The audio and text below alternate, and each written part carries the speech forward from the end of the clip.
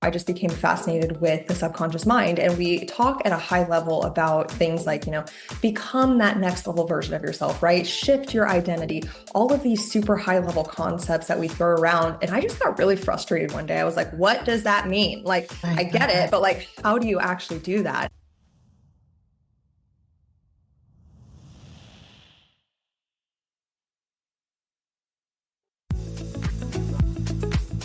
Hi, I'm Lynnis Mullins, and I love to help women to vibe, to be more vibrant, intuitive, beautiful, and empowered in midlife. So come on, let's vibe.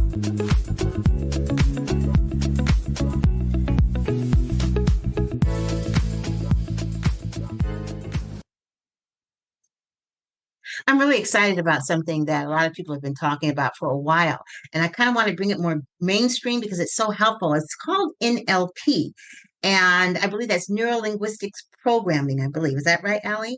And Yes, that's correct. today we have with us Allie Cass.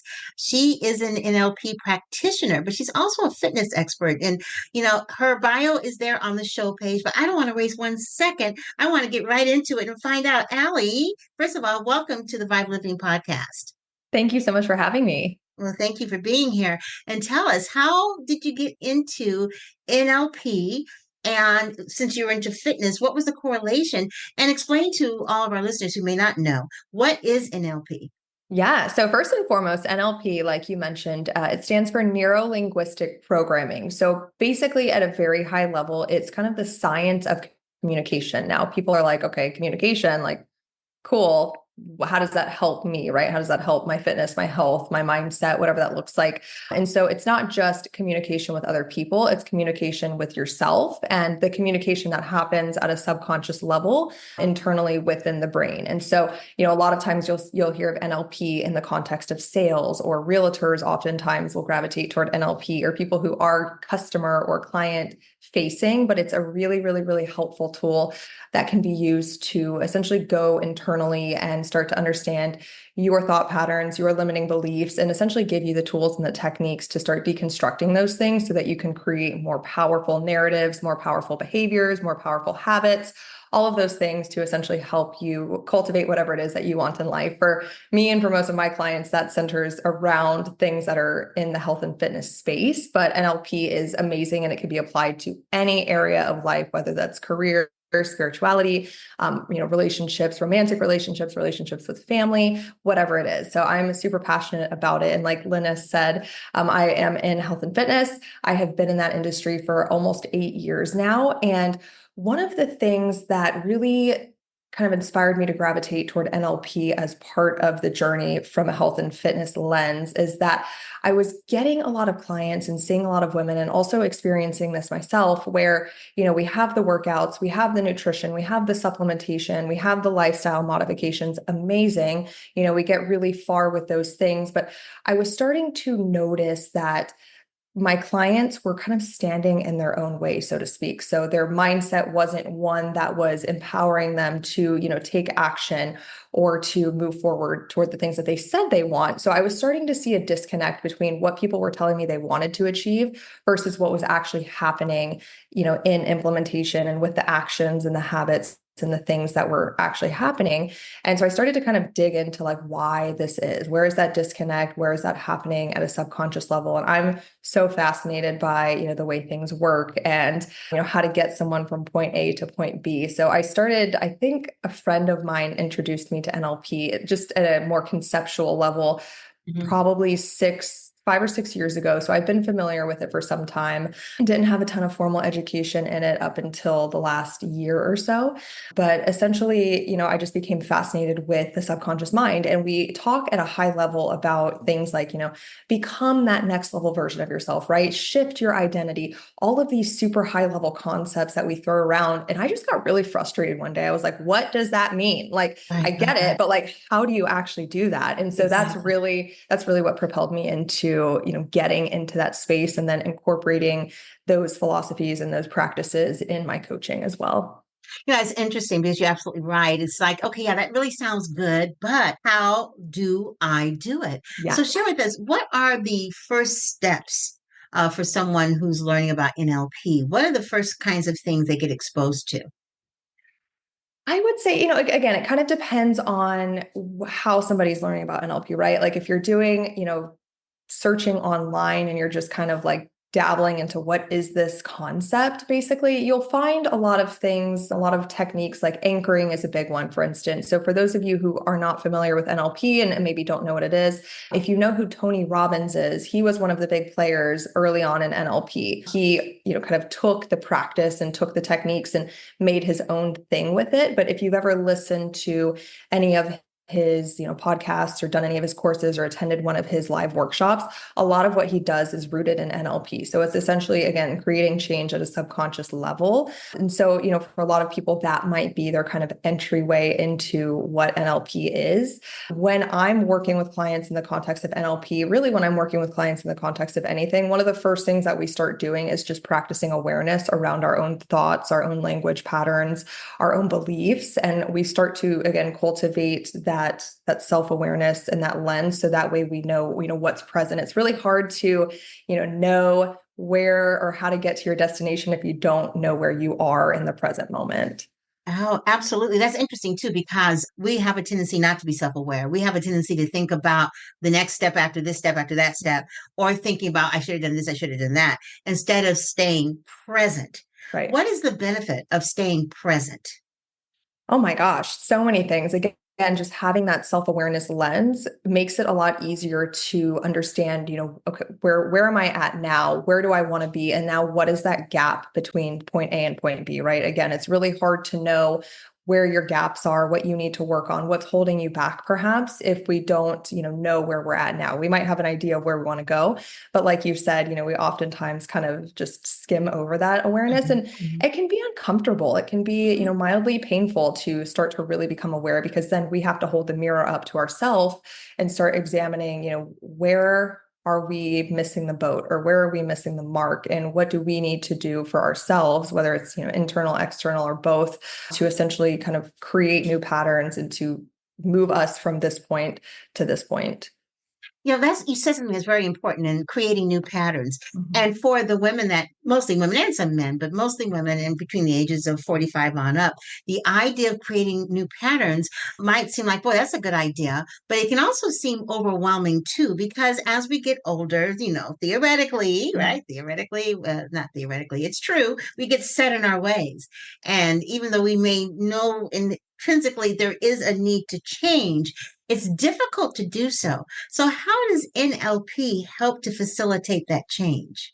Absolutely. I love that you asked that. So NLP, many of the techniques, like I mentioned, they work at a subconscious level. So, oftentimes you'll hear people say, it took me 10 years to get to this point of making a decision. No, like you made that decision in a moment. It might have taken 10 years of buildup to get you to that point. But the idea is that change can be created in an instant. Now, after we're able to create that change or we have that shift, there's the reinforcement process afterward, right? So there's that continual habits and actions that play into what it is that we just shifted so that you can start to see those long-term results manifest. But change essentially takes place so quickly. So many of the NLP techniques that we use, whether it's through language patterns or whether it's through actually going through different exercises that are affecting the subconscious, we go through and we create that change literally right then. And then we're able to come up with an action plan for afterward to how do we now step forward and continue to reinforce the change that was created. So when you think about, I'm just going to bring up a really quick example. Mhm. Let's say, something traumatic that may have happened to you, maybe a car wreck, let's say, right? Like it only takes 1 second of impact being hit by a car, while you're in your car to create potentially fear or to create a response. I know for me, I was in a car wreck once, and for like months afterward, every time I approached an intersection because someone ran a red light and hit me, I would feel a visceral reaction, right?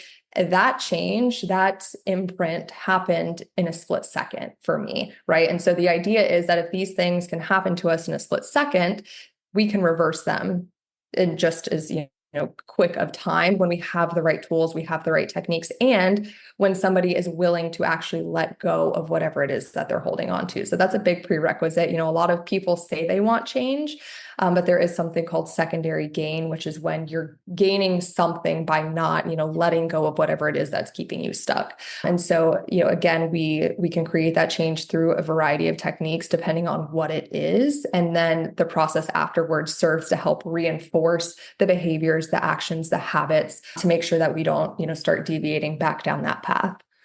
So let's give you an example of what you would do. Let's say I'm Mary Jo, and I have been wanting to lose these infamous 10 pounds like forever. And I try not to overeat, but I do. I try not to eat at night, but I do. I try not to eat salty, fatty, sweet things, but I do. And as a result, I'm not able to lose those 10 pounds. Help me. What do I do? Yes. What's my secondary pleasure that I'm getting out of this because I'm miserable? What do you say to Right. someone like that? Yeah, absolutely. So there's not always a secondary gain, but Okay. sometimes there is. Sometimes the secondary gain could be I get comfort, even though I don't like that I'm doing these behaviors, they bring me comfort when I'm stressed, sad, upset. So a And that's secondary gain is kind of like a dichotomy. exactly. Yes, it could be. There was an example that was given when I was going through my training over a year ago, and it was a gentleman who was a combat vet and he had severe migraines. And they basically were like, we can help you get rid of these migraines. And he wanted to, but then he was hesitant because he was getting a disability check based on that was helping to support his family. So that's a really powerful, right? Like, I really want to get rid of this very painful condition that I'm experiencing. However, I'm also getting compensated for it. So that's a really powerful secondary gain. So That's a tough one. back to Mary Jo though. Yeah. So with somebody like that, again, there's a couple different things that we can do. So there is a technique called mapping across. So okay, I'm going to have you close your eyes really fast. Okay. So I want you to think of a purple elephant. Okay. And once you have that image in your mind, can you just describe what this purple elephant looks like? Well, he's got smooth skin. He actually isn't a real elephant. He's like a purple toy elephant. And he's cute. He's got big eyes with long eyelashes. He's sitting in a chair with his legs crossed with a cigar in his trunk. That's what, Beautiful. I love it. Okay. You can open your eyes. okay. That's what I I love saw. I don't know what. That's perfect. Your purple elephant is way cooler than my purple elephant, I will tell you. So the whole idea is though, is I can say, imagine a purple elephant and you went into the your purple elephant had a cigar. It was a he. You mentioned that from the start. You gave me all these characteristics that when I think of a purple elephant aren't necessarily the same things I'm thinking about.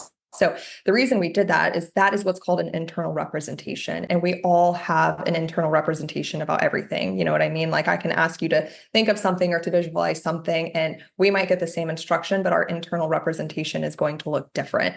So one of the techniques that we have is called mapping across. And that is where we take an internal representation. In this specific context, we could do it to help somebody basically not like a food that they currently like. And I wouldn't do this for something that, if somebody's like, I love, that's my favorite food. But if you're like binge eating cookies at nighttime and, you're like, I love Oreos. Let's say I love Oreos. You can essentially use this technique. And what we do is we take the characteristics of an internal representation for something that you absolutely are disgusted by. Like, let's say you had a really bad experience with whiskey one time, and just the thought of it gives you this, visceral reaction. I'm going to throw up just thinking about it.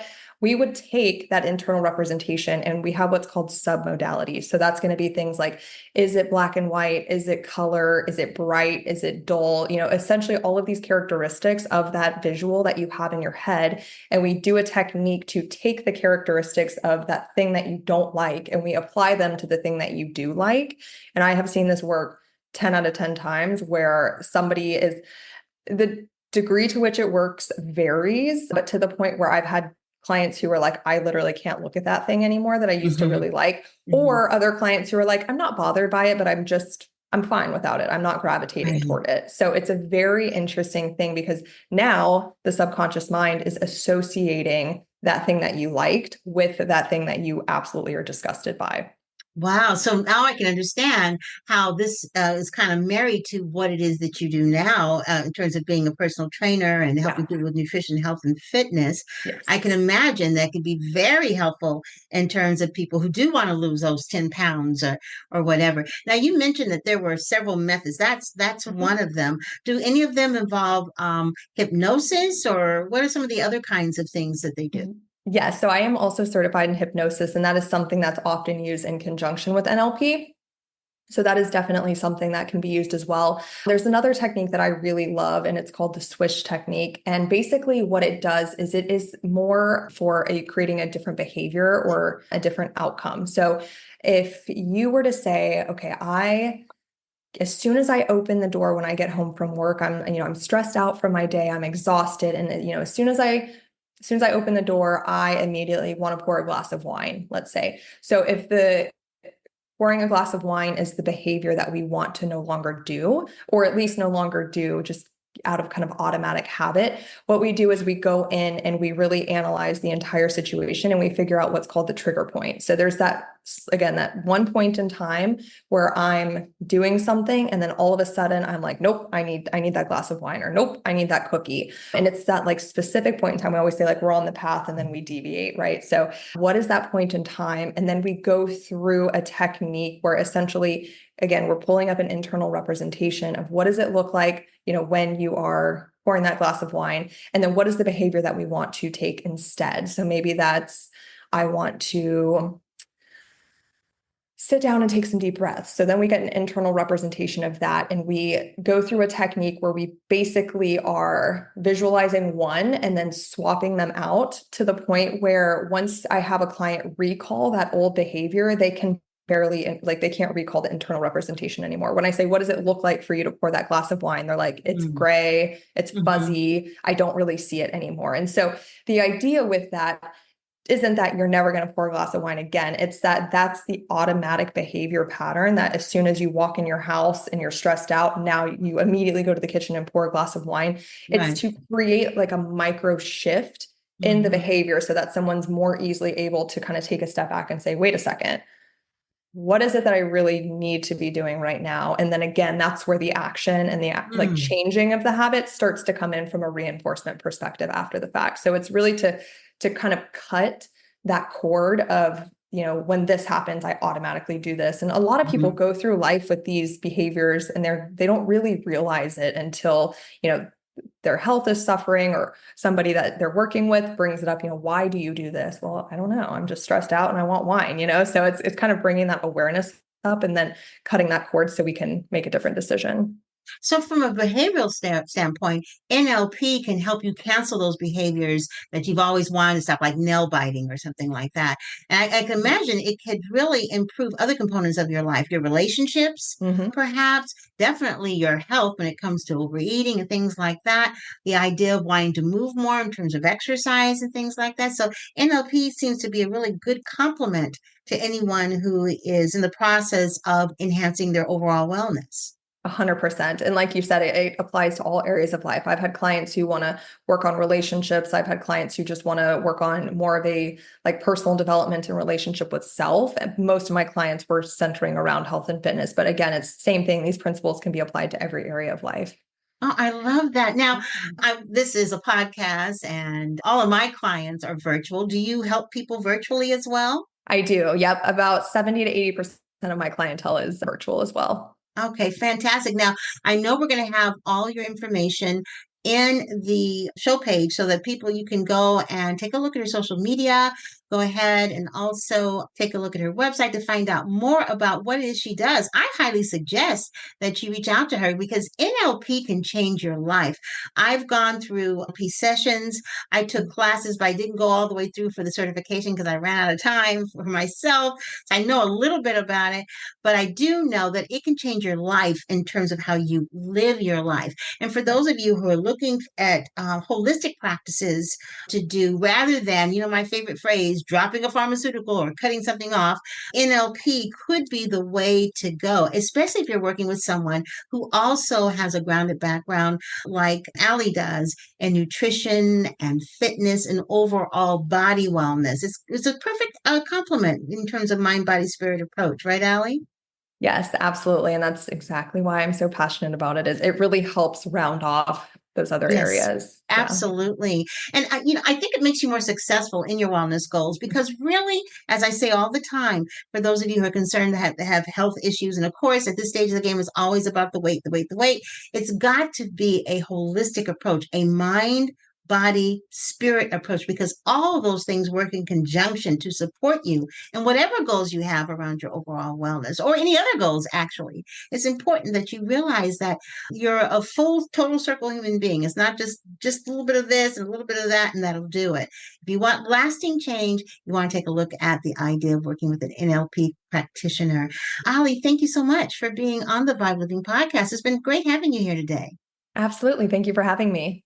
Well, thank you. And remember, everybody, take a look at the show page, get all of Allie's information, reach out to her and find out if NLP is something that can help. I know that it can. I've done the sessions before.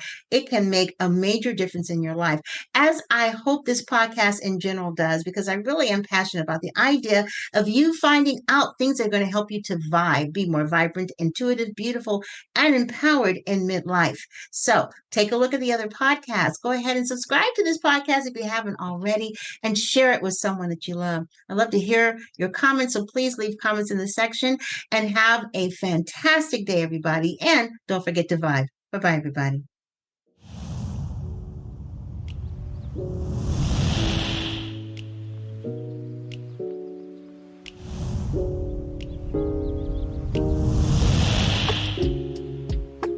Thanks for listening to the V.I.B.E Living Podcast. And don't forget to subscribe, like, and comment, and share this podcast. Have a fantastic day, and don't forget to vibe. Bye-bye, everybody.